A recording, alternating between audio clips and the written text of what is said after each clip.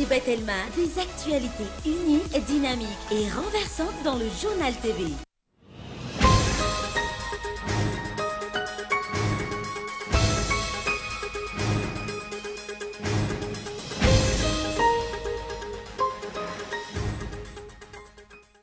Niroso tamin'ny fandravana trano izay miorina tsy ara-dalàna eny amoron'ny kopa ao Tanjombato ny ministerin'ny fanajariana an-tany sy ny komunina Tanjombato ny Apipa sy ireo tompona andraikitra samihafa tamin'ity androany ity.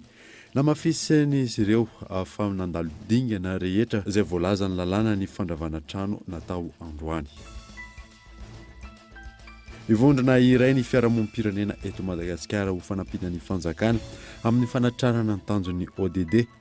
Isan'ny hojeren'izy ireo manokana ny fahatratrarana ny ODD fa 12 mahakasika ny fandriam-pahalemana ny fitsarana sy ny androm-panjakana mahomby. Ho sarotra ny fanarenana ara-toekarena eto amintsika Rambola Marefo ny sehatry ny asa ho ny solitena maharitry ny OIT eto Madagasikara. Maro ireo vahaolana efa natolotry ny tompona andraikitra ka andrasana ny fampiarana azy. Anomboka any Mananjary ny farany herinandro izao ny fifanakalozana ao atao isam-paritra momba ny teti-polona mpanjakana 2024. Tsy tokony atao sarotsariny ihany izany ho ny taleha mpanatanteraka ny amin'ny sisy tatao. Takina ny andraisana ny hevitry ny olom-pirenena sy ny rafitra eny fotony hanatsarana ny fitantanam-bola mpanjakana. Maresaka iraisam-pirenena any Guinée andalana ny fananganana gouvernemanta Teteza Mita. Miandrandra fanovana kosa ireo Guinéanina izay mandray latsaky ny $2 isanandro. Ny adiny amin'ny ravetrany.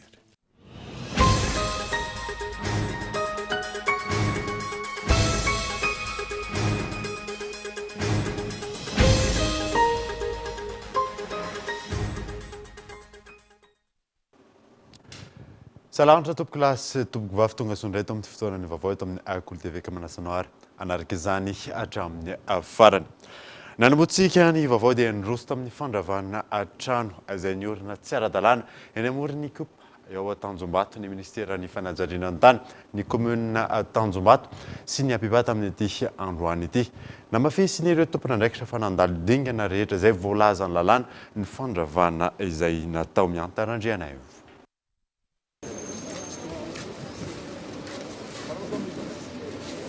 Tahaka izao ny zava-misy eto amoron'ny kopa Tanjombato. Trano lehibe niorina tsy ara-dalàna teto amin'ny toerana ity no noravainy teo anivon'ny ministeran'ny fanajariana an-tany Apipa kominina voankasikary ny faritra androany. Le antony analananay teto zany hoe ny zavatra tenenireo samy zareo moa zany ho favoaka resaka hoe efa nandray vola zareo fa misy vidy ny taniny aty. Zay no tenenin zareo. Projet an-Jirama efa vita le trano Jirama efa miasa tsara ny Jirama, tsisy dira ny Jirama mihitsy ny tianay ity. Nandisy io fanazavana io ny teo anivon'ny ministera tompona andraikitra ny komina Apipa ny faritra. Efa nandalo ny dingana rehetra ny tompona andraikitra mialohan'ny firosona tamin'ny fandravana izao. Namafisy ny ministera ihany koa fa efatra amin'ny taona 2024 no nampahafantariny ireo hananao ny fanorenana fa tsy manara-dalàna io foto-drafitr'asa io, saingy nitohizan'izy ireo ny fanamboarana izany nandritry ny fahamiana ara-pahasalamana. Taorian'ny fidinana ifotony totosain'ny teknisianina teny amin'ny toerana, fantatra fa tsy nanana fahazon-dalana anototra tany sy anorina izy ireo, maro ihany koa ny fandikan-dalàna nisy. Misy tetikasa izay ho atao amin'ny atao hoe station de pompage moa sainy milazana azy eo Tanjombato ao dia rehefa nanao ny reconnaissance ny commune Tanjombato dia nahita zavatra tsy ara-dalàna izay efa hitan'ny zareo ihany moa taloha efa nialerte izy ary efa nitondra ny taratasy rehetra mitondra huissier nanao constatation ny zavatra natao tao inona moa ny zavatra hita amin'ny voalohany fa nitofana tsy ara-dalàna ny atao hoe lima azon'ny kopa. Dia rehefa nidina teny dia ny olona rehetra tao anatiny zany io moa ngamba ny tsara. Raha teny nareo mpanao gazety dia tsara ho hitanareo fa mbola zao ny zavatra nisy teny. Mbola vao nanomboka amin'ny fanorenana misy rambolena atao io ny constatena tamin'ny 4 août. Faharoa dia tena voararany lalàna mihitsy ny fanorenana amin'ny atao hoe berge indrindra ny ataontsika hoe construction en dur sy ny fanorenana tao anatin'ny limazolany mikopa. Mialohan'ny firosoana tamin'ny fandravana, efa nisy ny fampiatsoana sy fampahafantarana ireo nanorina tsy ara-dalàna. Dia nampiatsoana ireo olona voakasika. Izay olona milaza fa hoe tsy mahafantatra ny ninona mihitsy. Dia nampiatsoana ny vory dia nampatsahivina azy teo io tazanareo io ny olona présent tao mahafantatra tsara mihitsy ry zareo ty. Mivoaka ary ny arrêté 76-65 2021 MATP teny taratasy notifiena tamin'io navoaka ny ministera tamin'izany.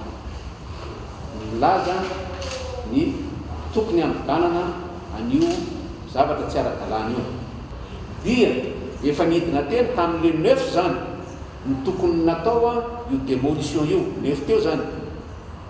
Fa hoe mba isin'ny rindran-damina sy isin'ny tsy fikorontanana dia tsy maintsy mbola nandingana etape indray hoe andao ary tenenina daholo ny tompona andraikitra rehetra ao anatin'io dia le rahany dimy toto reto dia nampandre tany amin'ny préfet de police. Zany hoe ara-dalàna tanteraka zany. Miala nalay ny huissier sary daholo ny zavatra nitranga rehetrarehetra teo A à Z. Ka ny akoatra ny filazana hoe nisy an'izao ny dia disoina tanteraka mihitsy satria misy constant huissier zany. Loza maro no ahina amin'ny fanorenana tahaka izao ety Amornikopa ity. Ary hanomboka amin'izay zany satria efa maromaro ny arrêté mivoaka amin'ny resaka démolition dia efa hanomboka izahay reto zany zao anatanteraka an'izay tsy ara-dalàna izay. Fa ireo le trano hazo rehetrarehetra sy ny construction en dur reo tompoko misy sary any, misy archive any fa ny cabinet dia mivantana ao amin'io rano sotrotsika io. Io zany jirama manao pompage eo ka ny maloto dia midinao. Marina fa hoe inona moa tsy tetezin-doha mety misy an'izay fa izy kosa aloha na manadio ohatrin'iny ary ny jirama dia ny saina mihitsy ny lasa vo satria hoe miala avy am'ireo dia direct eo dia misy pompage dia sotrotsika mianakafy. Dia reo amoron'ny rano reo zany tena marina dia construction illicite daholo reo, tsisy taratasy zany reo naray ary tsy fantako zay zavatra niseho tany aloha tany tsy fantatray. Fa rehefa tena miverifiena zany reo trano reo dia trano manorina fotsiny amin'izao reo, tsisy ninino, tsisy miezaka manadio mihitsy ara zay zao manadio an'le canal. Fa n'izao ny somary olana manadio zahay aty nefa le loto avy any andohany tonga ihany, eo miala ny eo tonga ihany. Dia zay somary hoe misy mbola isy moa zany fiarah-miasa amina commune rehetra zay any andohany ihany satria ny rano tsy miakatra fa midina. Dia le loto rehetra avy any andohany zay any lasa midina aty ihany, eo misy olona ny eo tonga ihany. Efa tanatin'ny fotoana ela araka izany no nanaovana ny dingana tongavana amin'izao fandravana izao. Tsy maintsy niato izany nandritry ny fahamiana ara-pahasalamana ary izao nytoy izao indray. Ankoatra n'ity noravana androany ity, mbola maro ireo fotra-vitrasa miorina ety Amornikopa ho andraisana fepetra raha ny fanazavana trany ary efa miroso amin'izay dingana izay ireo tompon'andraikitra. Ivondrona iray ny fiarahamonim-pirenena eto Madagasikara ho fanampiana ny fanjakana amin'ny fanatratrarana ny tanjonan'ny ODD. Isan'ny hojeren'izy ireo manokana ny fahatratrarana ny ODD fa 40 mahakasika ny fandriam-pahalemana ny fitsarana sy ny androm-panjakana mahomby. Yves Richard. Tary Madagasikara amin'ny fanatrarana ny fanambo mahakasika ny tanjon'ny fandrosoana Lovainjafy. Maro mitebika 17 voarakitra anatiny ODD no tsy nahita mpivoarana katoko ny fisasahan'ny fepitona. Anaovana tomba n'ireo firenena 320 nanaiky ny hanatratra ny fanambo ny taona 310. Fiarahamonim-pirenena anjato ny arak'izany no hiara-mondrikery ka isa nojerena manokana ny mahakasika ny ODD fa 40. 17 ODD fa misy angatontsika hoe ODD 16 le point 16 amin'ny ODD io zany tena eritreretin'ny zahay eto amin'ny fiarahamonim-pirenena fa tena anisany hoe andry iakinan'ny fahombiazana satria io le ODD numéro 16 io zany no ahitana ny ino moa zany le hoe fanjakana tsara tafana sy ny fampiarana ny io zany mangarahara sy ny fitsarana tsy mitanilo. Matetika zany eo zany ny tena hitana le hoe sakana zany a mety tsy ahatongavana anatratrarana an'le ODD ambiny zany zay zany mamerina foana hoe io ODD numéro 16 io zany ny tena andry ankina ny fahoiana hoe ODD hafa hoe zany tsy mbola hita taratra zany tsy mbola mipakana ny vahoaka hoe fisiany atao hoe fanjakana tsara tatana zany. Nahitsy ankilany fanehoan-kevitra ny minisitra ny fanazariana ny tany sy ny fananantany nandritra ny fanohokafana ny Atrikasa Androany. Tsisy vina mpampandrosoana azo evenina sy tanterainy eto amin'ny tany sy ny firenena. Raha toka tsy voajery avokoa ny sokajon'olona isan'ambaratongany indrindra ny marefo. Ankoatra ny fanabeazana sy ny fahasalamana, teboka maro mila fijerena aingana. Maro ireo politika mpampandrosoana izay tokony ho amafisina kokoa mba tsy hamelana eny amoron-dalana ireo vahoaka voalazantsika hoe marofo indrindra hametrahana politika maritra mba ilana izy ireo amin'izay toerana misy azy izay satria lasa vesaka fampandrosoana sy hoan'ny firenena indray izy ireo nefa tanjaka anankiray hoentina mampandroso hoan'ny firenena. Izay no nahatonga ny fanjakana nanao ezaka manokana ny mikasika ny capital humain amin'ireo fanaovana politika fampianarana mifantoka any amin'ny fanavoisana ary indrindra koa ny fanamafisana ny resaka fahasalamana. Na izany na tsy izany, misy ny ezaka hita na teo aza ny varinaretina COVID-19 nampikorotana ny fanatanterahana ny teboka isan-tsokajany voarakitra anatin'ny politika mpanjakana ankapobeny.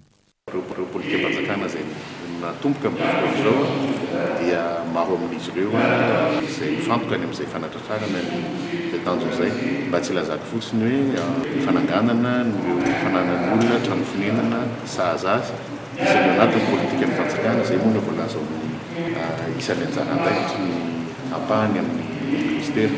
Somary taraiky izy io satria tsy mora ny manatanteraka n'izany tetikasa izany satria mila olona voalohany indrindra fa mila ihany koa tsy andanina mampiakatra ny fari-piaina ny malagasy raray avy mba ahafahanjareo misitraka n'ireny politika mpanjakana na mandeha makany amin'ny fahazahoana n'ireny trano fonenana ireny. Eo tsy andaniny koa ny fahafahana mametraka raha ministera taniny manokana nireo fizarana nireo karatany sy ny tokotany mba ahafahan'ny olona misitraka inanina manana finalavitra amin'ny tondrana ny fiainana amin'ny ankapobeny. Androany no tontosa Titsy Alarobia ny Atrikasa natokana ho an'ireo fiarahamonim-pirenena hiara entana amin'ny fanatrarana ny tanjon'ny fandrosoana Lovenjafy. Ahatra 3 andro ny Atrikasa hiarahana amin'ny solon-tena ny firenena mikambana eto Madagasikara sy avy amin'ny PNUD. Ka isan'ny fehi-kevitra hivoaka izay ifantoka betsaka amin'ny fandrindrana ny fanentanana ary ny fanaovana tombanezaka. Ndingana vita ny fanjakana foibe amin'ny fanatrarana ny ODD. Mbola miantona kosa ny fandrafetana ilay lalàna amin'ny feny fitrandrana Arena Kibontany eto Madagasikara vokatry ny tsy fisian'ny ministra tompon'andraikitra mivantana. Ny ministeran'ny Arena Kibontany izay isan'ireo ministera fototra. Henri Florian.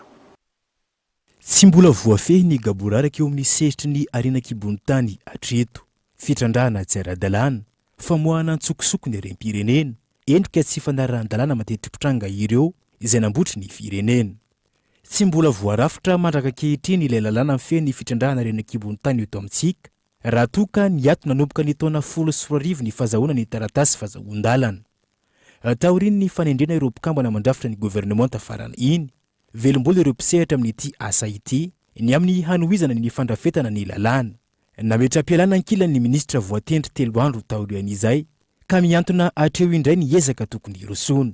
Na eo aza ny fandraisana vonjimaika n'ity ministera ity ataon'ny premier ministre lehibe ny gouvernement miteraka fitarazo ny fampandenan-draharaha izany raha ny fanazavana. Ka everiko zava-dehibe ny tokony isin'ny ministry ny minina fa tsy ho araky ny premier ministre. Tsy manao tsiny ny premier ministre tsy mahavita zany ialako tsiny.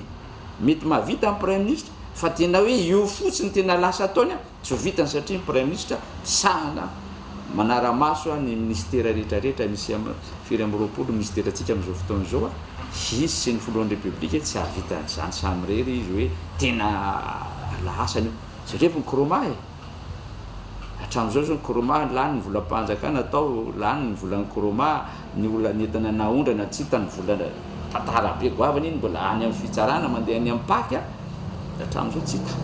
Nanomboka tamin'ny taona 14 ka hatramin'ny taona 20 farany teo manodidina ny 5 isany taratasy fangatahana fahazahoan-dalana hitrandraka arenan-kibon'ny tany eto Madagasikara efa voareo eo anivon'ny ministera tompon'andraikitra. Asa miandry ny ministra vaovao araka izany ny fametrahana olo alaharana ny lalàna mifehy ny fitrandrahana arenan-kibon'ny tany mba hitera-bokatsoa amin'ny firenena sy ny faritra misy ireny ny arenan-kibon'ny tany ireny. Tena zava-dehibe ny code minier satria code minier mandrafitra indritra ny fandrarahana momba ny minina sy ny arenan-kibon'ny tany sy ny resaka fitadiavana solika sy ndretrety Madagasikara io.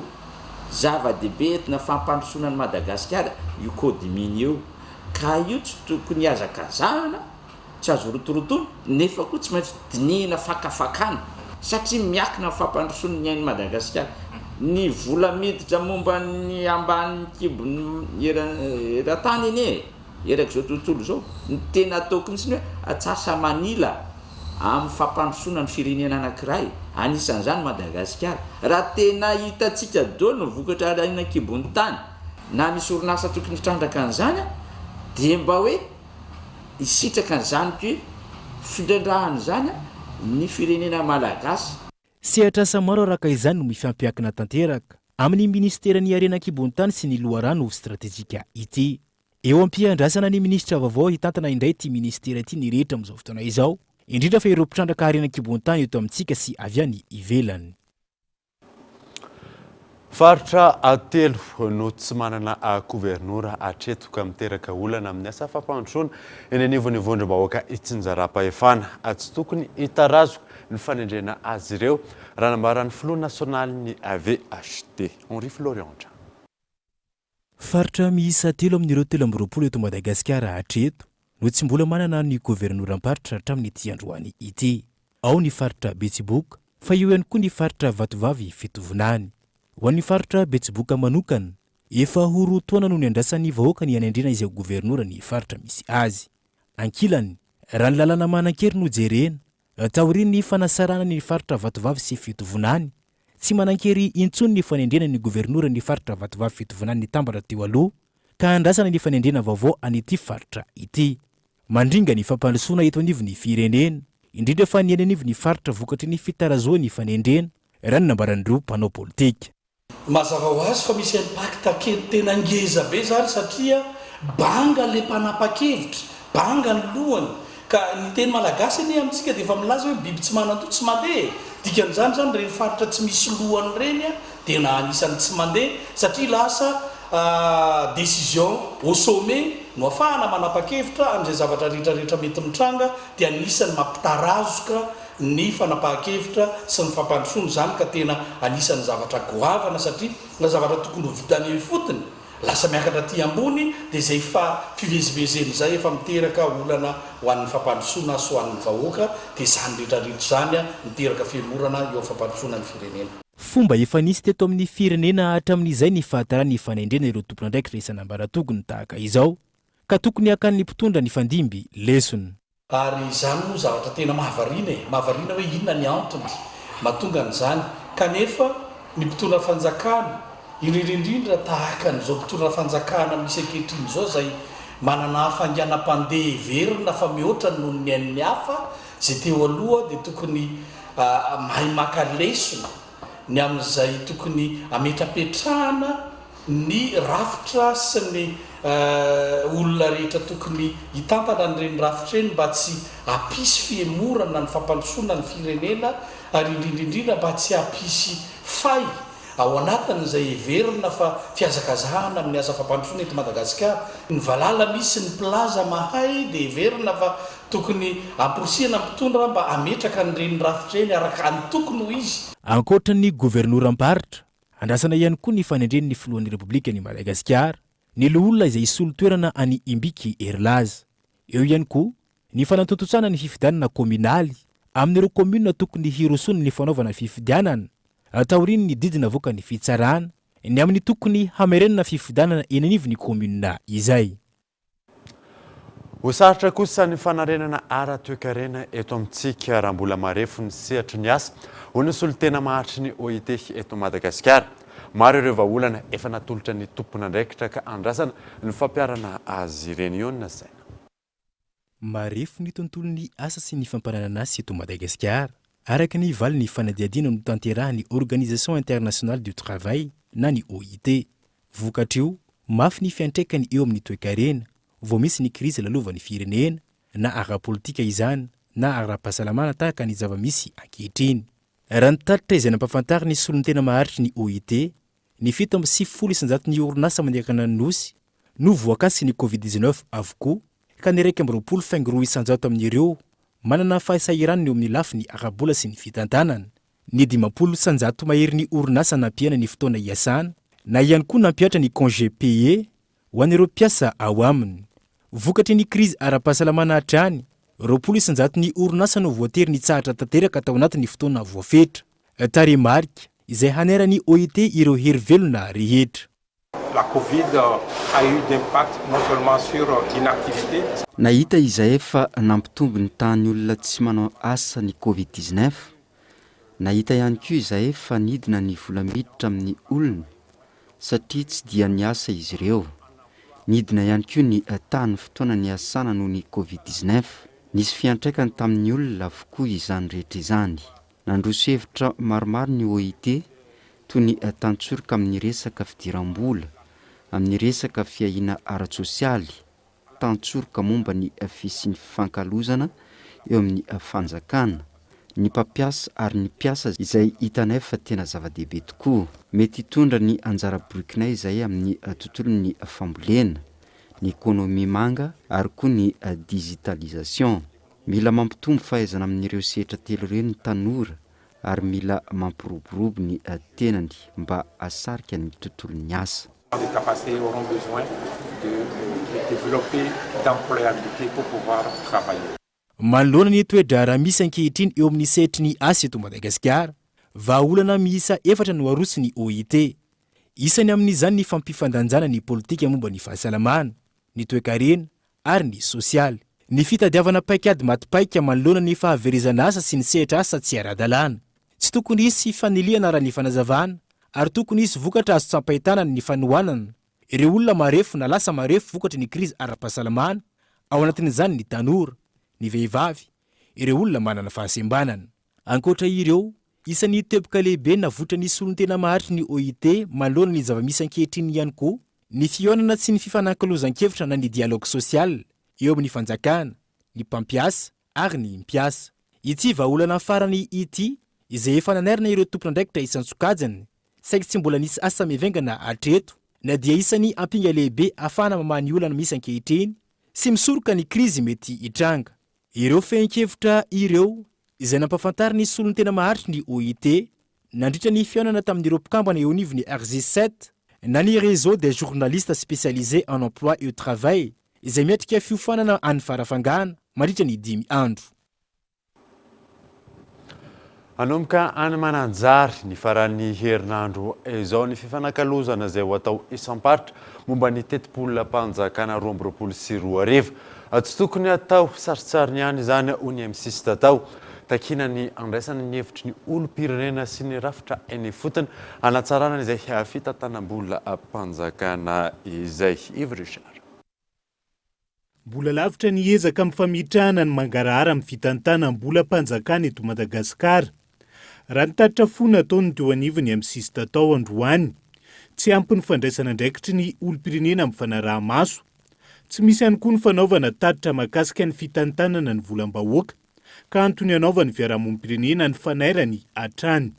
Fametrahana ny mangarahara amin'ny fitantanam-bola panjakana aloha ny hatreto dia andeha ataoko hoe ny fahavononana araky ny resaka no tena misy fa ny fampetrahana an'ireo paikady anatanterahana n'le mangarahara dia mbola tsy eo alohantsika amin'izao fotoana izao zany ary izay mahatonga anay zany manao fanairana matetika mba ahafana mametraka an'izay mangarahara izay.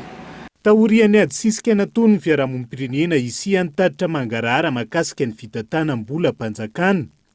Isany anatanterana ny fikonan-dopatra makasika ny teti-bola-mpanjakana raha ho antona 2022 ny ao Mananjary. Tsy tokony ho saritsarina fikonan-doha no hita mandritro. Hoy ny talepanatanteraka ny M6 Tatao. Ny zavatra ataoko hoe tsara misokatra vaovao zao dia ny fametrahany eo ministeran'ny toe-karena sy ny teti-bola fifanankalozana momba ny teti-bola mpanjakana ho avy 2024 eny amin'ny faritra. Ary efa misy ny rariana dia mba hitohy izay fifanankalozana izay ary tsy ho saritsarina fifanankalozana fa mba tena ho raisina ny hevitrireo olom-pirenena sy firaisamonim-pirenena izay andray anjara amin'ireny fifanankalozana ametrahana ny mangarahara sy ny fampandraisana anjaran'ny olom-pirenena amin'ny fitantanam-bola sy ny teti-bola mpanjakana ireny. Raha ho an'ny M6 Tatao manokana, tafiditra anatin'ny teboka tokony hojerena manokana anatin'ny teti-bola mpanjakana 2022 ny sosialim-bahoaka, indrindra lafo ny fampianarana, ny fahasalamana sy ny fitsonjovana ny vidim-piainana. Ny fiarahamonim-pirenena izay nilaza ny anamafy ny fanaraha-maso ny fampiasana ny volam-bahoaka manomboka izao. 20 lavitrisa ariary ny teti-bola ampiasain'ny commune ny taona 2022 raha toa 570 lavitrisa ariary izany ny taona 2022. Teti-bola izay hanaovan'ny commune ireo fotodrafitrasa maro samihafa sy fandoavana ny karamany ampiasa ihany koa. Ny alarana efizao. Nisy tokoa ny fivoriana natao mpanotrany. Io moa zany dia atao, io le ataontsika hoe fivoriana ara-potoana. Le fivoriana ara-potoana io dia andinihana ny teti-bola izay ampiasaina eto amin'ny commune urbaine Antananarivo. Zay zany. Raha ohatra ka 75 milliards izy tamin'ny herintaona zany vola nampiasain'ny commune. Dia amin'ity zany nangataka niakatra kely le izy eo 78 milliards eo zany. Zany à peu près amin'ny 5% eo zany ny fiakarany. Fa kosa rehefa ohatra ka nentina ny dinihana tao amin'ny filan-kevitra ilay zany miaraka mpanotrotsaina dia nahita fiakaranay zany satria nasiany mpanotrotsaina amendement ilay izy dia lasa 80 milliards. Ny lafiny ara-tsosialy, ny fanamboaran-dalana sy ny fijerevana ireo mpivarotra no tokony ataon'ireo tompon'andraikitra eo anivon'ny commune laharam-pahamehana, izany fanazavana ireo mponina monina eto Antananarivo. Andrasana kosa ankilany sy na fiovana eto Antananarivo manoloana io teti-bola izay ampiasain'ny commune io.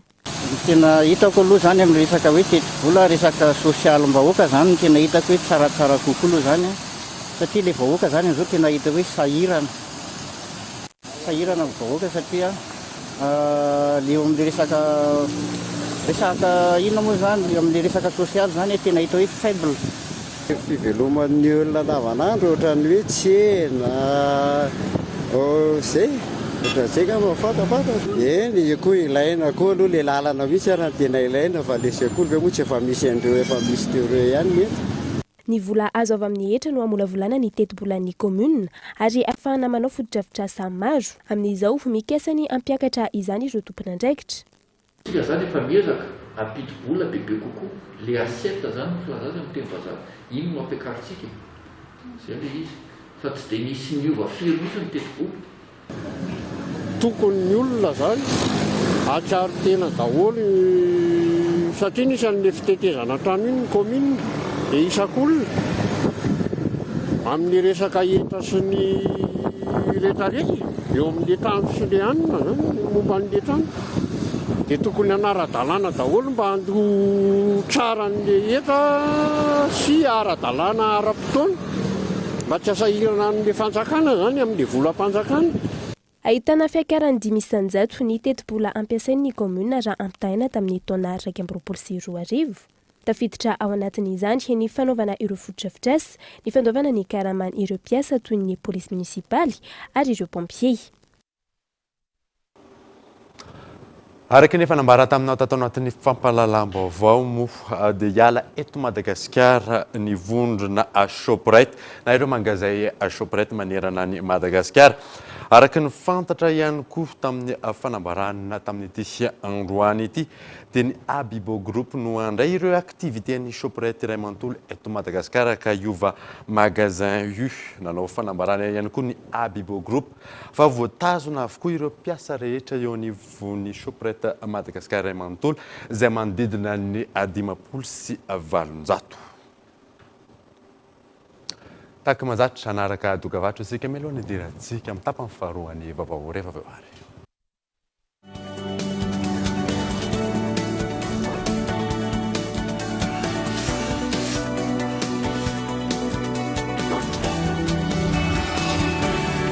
La passion d'apprendre avec Zumba et Telma. Le MESRS, la MCU et Telma vous présentent le salon d'orientation de l'étudiant et de l'emploi le 20, 21, 22 septembre à l'ORTM à Nice. Rejoignez-nous sur place pour diverses expositions, conférences, débats et suivez toutes les actualités du salon sur la page Facebook de Telma. Sponsor officiel, Telma.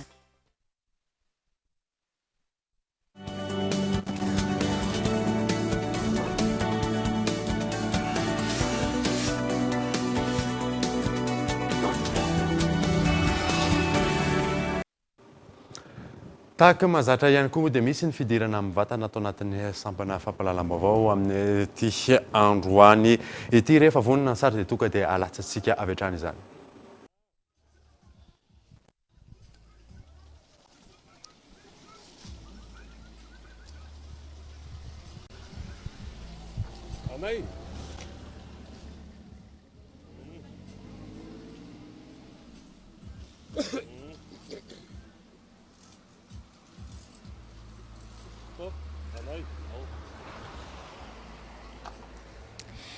Ie, tia varatoa no misy anay amin'izao valora sy 30 minitra mahery izao a.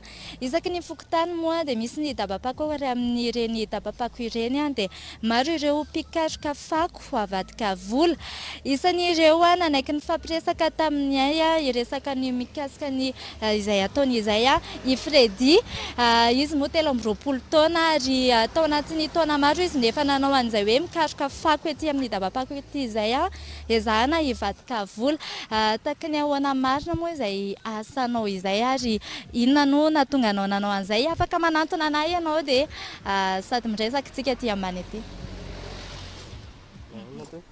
Ohatra ny ahoana tsara izay asanao izay dia inona ny antony hoe lasa nikaroka fako avadika vola?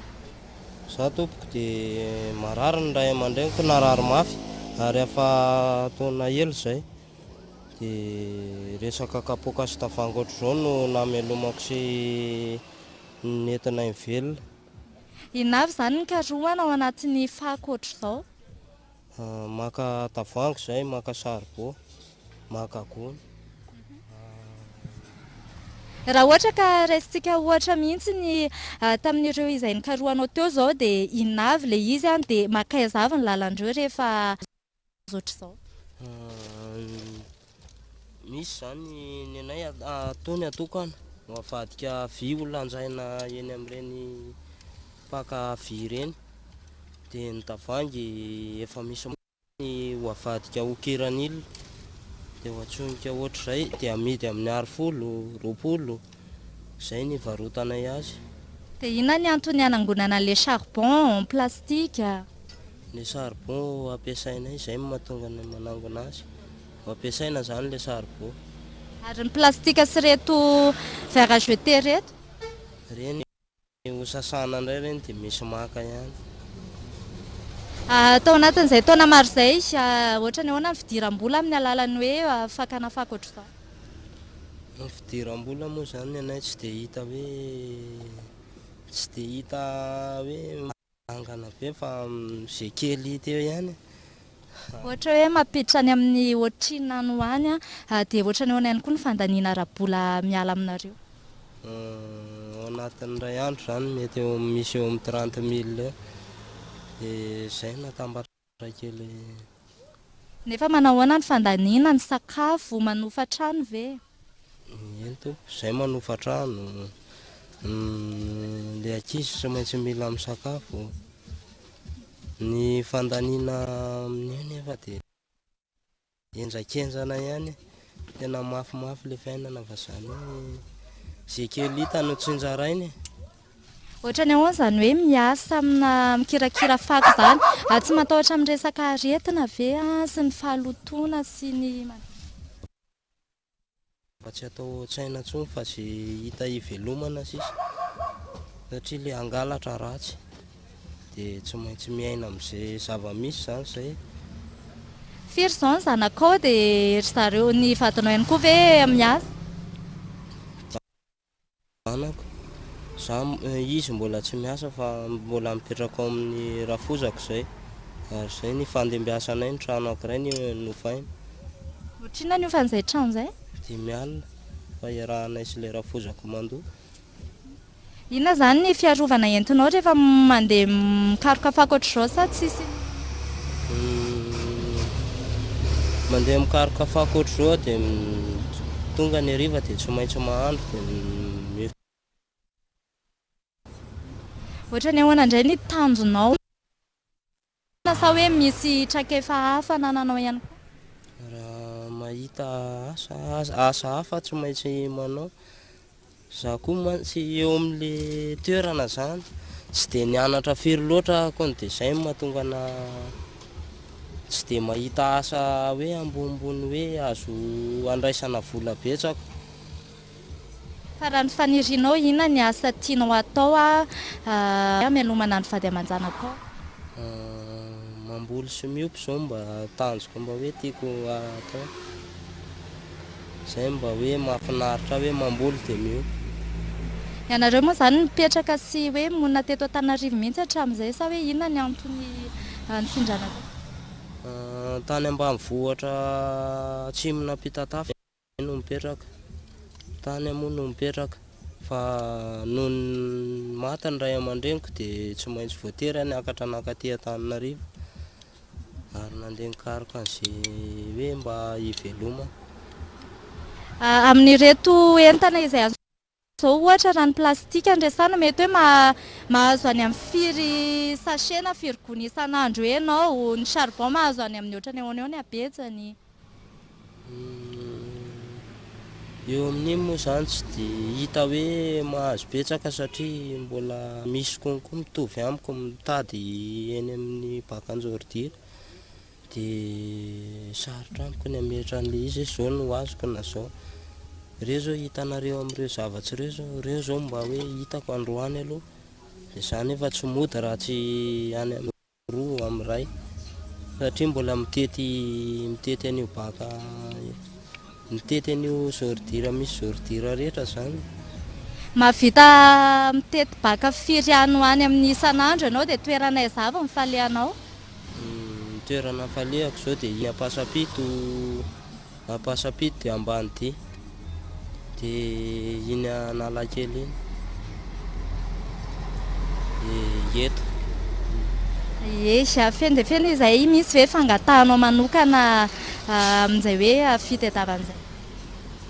Eny koa raha mbo misy no hoe fanampiana dia eo amin'le vidim-piainana zany efa tena mihasarotra ihany koa fa tsy hitako izay ho ambara hoe tsy hitako zany izay ho ambara amin'le toe-java-misy satria fa zao ny ainanay aloha dia mianatra daholo moa zany ny zanakao? Mianatra ao amin'ny EPP Varadoetsiny anankiroa. Maro moa no tahaka ny Fredy araka ny hitantsika mikaroka fako hiezaka mitady an'izay fako izay avadika vola. Maro samihafa ny antony mahatonga an'izay asa izay raha ny fanirian'izy ireo moa dia maro ny asa sy ny fanofanana mba ahafahan'izy ireo manana traikefa hitady asa hafa ihany koa. Dia izay ny fampitana mivantana tamin'ity alina ity apita amin'ny Anlalaina Davida ny fanomezana ny fampahalalam-baovao. Isaoranao miantarandrianay sy fampirisi-totoso mitondra amintsika ny vaovao teny avarado teny. Fa ny anoizantsika ny vaovao kosa indray dia mpampianatra firama misa 4,5 alina no nahafen'ny fepetra ka azo fanampiana arabola avy amin'ny ministeran'ny fanabeazam-pirenena. Tamin'ny alalan'ny tetikasa projet d'appui à l'éducation de base no ahafahana manao izany fanadina. manoloana ny fiatraikan'ny valanaretina covid-19 ny sedra olana ny akamaroan'ireo mpampianatra eny amin'ny fanjakana noho ny fahatapahan'ny fampianarana. Araka izany, mpampianatra Frama 4,5 alina manerana ny faritra 3 no isitraka fanampiana. Teti-bola 3 hetsy ariary tsirairay avy no toloran'ny ministeran'ny fanabeazam-pirenena sy ny mpamatsy vola iraisam-pirenena ho azy ireo. Fipetratakina amin'izany ny maha-mpampianatra Frama ny asa nandritry ny taona 2024 sy 2022. Le masitsivana zany indrindra dia hoe ny voalohany indrindra dia niresahana teo hoe ny PAEB tsinona projet d'appui à l'éducation de base, zany hoe ny fanabeazana fototra ny tena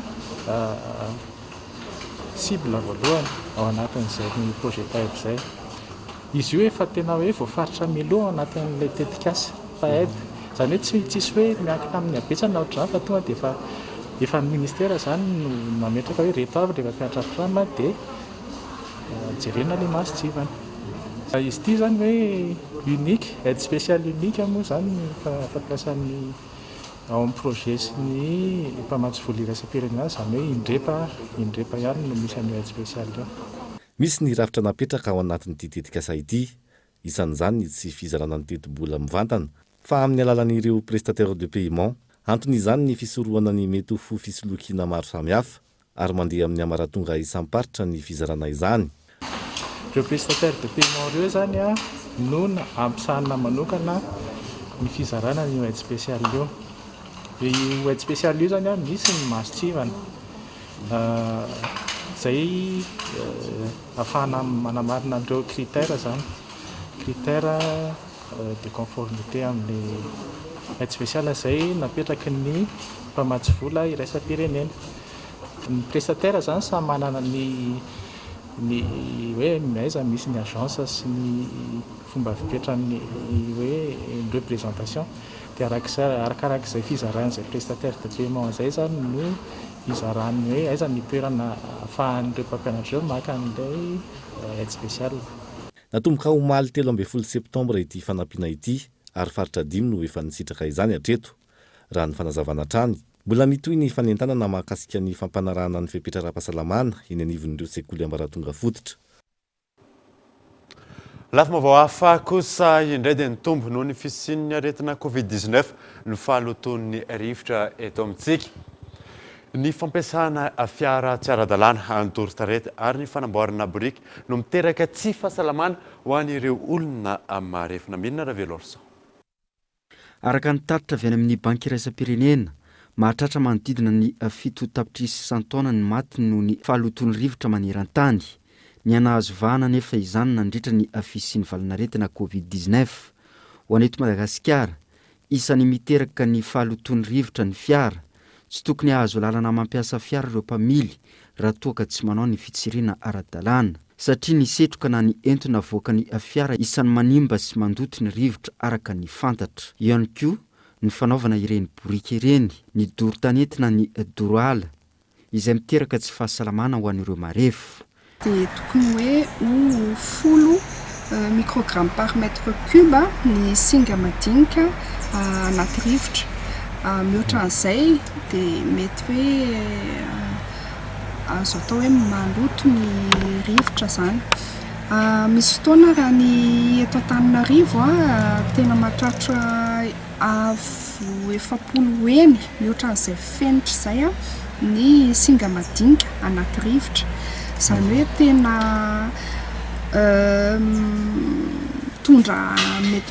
hitondra aretina ho an'ny mponina izany. Tsy fahasalamana indrindra ho an'ny olona marefo eto Antananarivo. Eto Madagasikara, ny eto an-drenivohitra no maloto rivotra indrindra, ankoatra ny famehezana ny doro-tanety. Ilaina ihany koa ny fanatsarana raha ny fanazavana eo amin'ny lafiny fampiasana fiara. Fampirisiana ny vahoaka zany mponina ny ampiasa fitaterana miaro ny tontolo iainana ary manokana lalana anokanana tokony hoe anokanana lalana ho an'ny mpandeha tongotra sy bisikileta moa zany ny lalana koa anisan'izany ny fanomezana sazy ho an'ireo mpandoto rivotra iainana ary tokony foanana koa zany a zay ny tena anankiray koa zany tokony foanana ny kolokolo amin'ny sampandra visite teknika. Isan'ny aretina ateraky ny falitony rivotra tsy aivina ny homamiadana ny avokavoka ny fahatsetsema ny lalandra fahaseporana sy ny maro samihafa. Mila fitandremana sy fisorohana ny valinaretina peste raha tokany anaka izany tato ato. Ny fisorohana no isan'ny zava-dehibe indrindra fa ny fahadiovana. Namilina Ravelorsa. Anisan'ny mahatonga ny fiverenan'ny pesta ny fanatanterana ny famadiana ny tsy fifehezantsika ny fahadiovana ary ny dorotanety miainga amin'ny fisorohana ny afahana mame ny fiparitahany izany.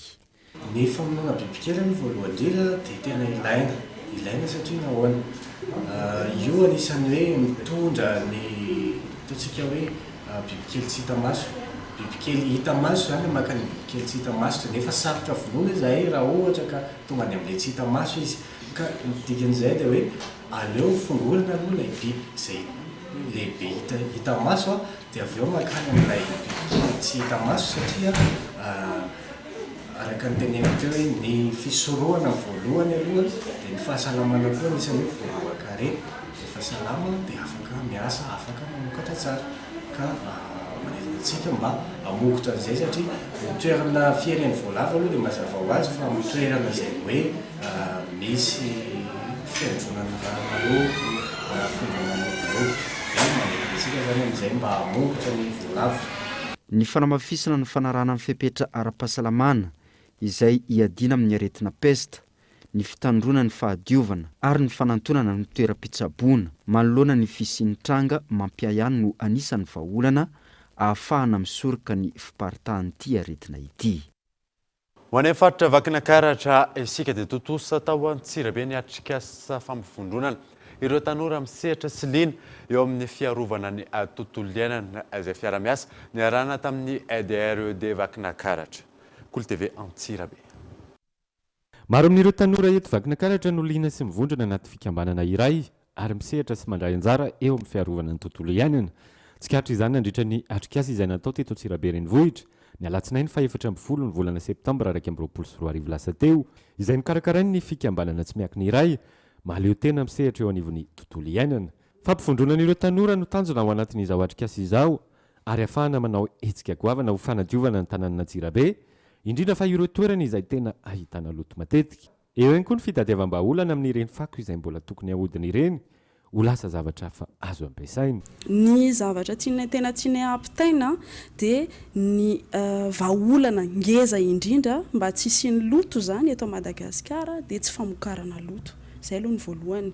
Dia rehefa avy eo raha ohatra ka efa misy ara ilay izy dia iezana tena hoe avadika dia recyclena tena ampiasaina ohatra hoe tsy teny fotsiny atao nanome ohatra resaka sachet plastika reny afaka mbola ampiasaina afaka miditra kokoa amin'ny resaka panier amin'ireny sobika sady vita malagasy sady manohana ny vita malagasy anao amin'izay fotoana izay no miaro ny tontolo iainana. Efa maro ny hetsika fanadiovana izay nataon'ity fikambanana ity ho an'ny teto Antsirabe renivohitra manokana ny fanovana toe-tsaina hoy ny tompon'andraikitra no tena tanjona ao anatin'izao hetsika izao ary ihany koa fanentanana ny mpiarabelona. Ny vokatra misy ihany koa fa misy ihany koa zany le hoe toerana mbola miverina maloto ihany.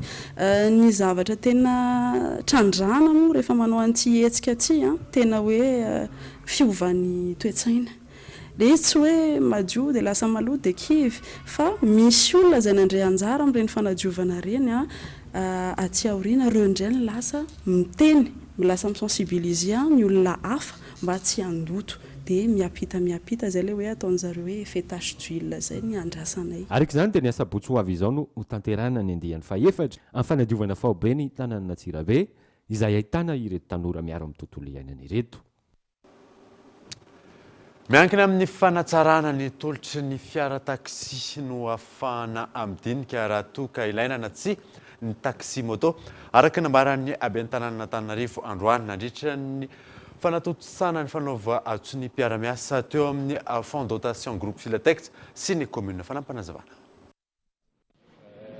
Ilaina nandalovana fanotsaina satria izy ireo dia olo voafidy avy am-borontany avy amin'ny vorontany ampahafantarana tsara nyilay olona marina fa hoasany milina ny taxi voto fanahy izany raha taxi koa manana feoany laza fa alatsara ny fomba fiasa velofinonana hoe lafo loatra tomobile tsy manara-penitra sy ny sisa ka mbola hiezaka ny sehatra misy taxi sy ny commune Antananarivo renivohitra alatsara ny asan'ny taxi mito eo rehefa metsara ny fifamevoizana raha ohatra ka ilayntsika velona eo anivon'ny folakevitra commune ny fandiniany ny asan'ny taxi motora araka ny voalaza teo moa dia anisy ny fifanaovatsy ny fiara-miasa tao amin'ny commune tamin'ity androany ity ka mahakasika ny fampiroboroboana